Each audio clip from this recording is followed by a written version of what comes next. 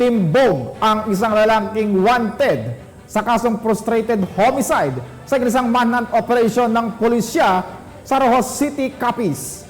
Yan ang tinutukan ni Patrolwoman Raisa Valencia.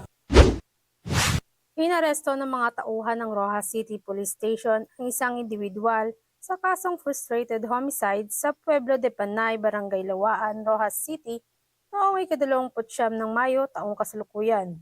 Ayon kay Police Lieutenant Colonel Francisco D. Pagia, Chief of Police ng Rojas City, PNP, ang arestado ay isang 36 anyos na lalaki, binata at residente ng nasabing syudad.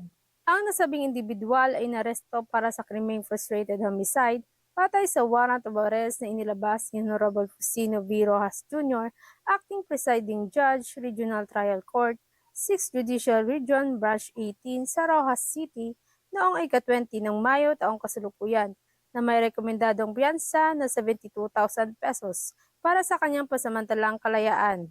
Kasalukuyan na sa pangangalaga ng Rojas City PNP ang akusado para sa dokumentasyon bago ito iharap sa korte na pinagbulan ng kanyang kaso. Patuloy na pagsisikap ang Rojas City PNP na mapanatili ang kapayapaan at kayusan sa buong syudad. Mula dito sa Iloilo Police Provincial Office, ako ang inyong Police News Network Correspondent, Patrolwoman Raisa Valencia, alagad ng batas, taga-taguyod ng Balitang Pulis.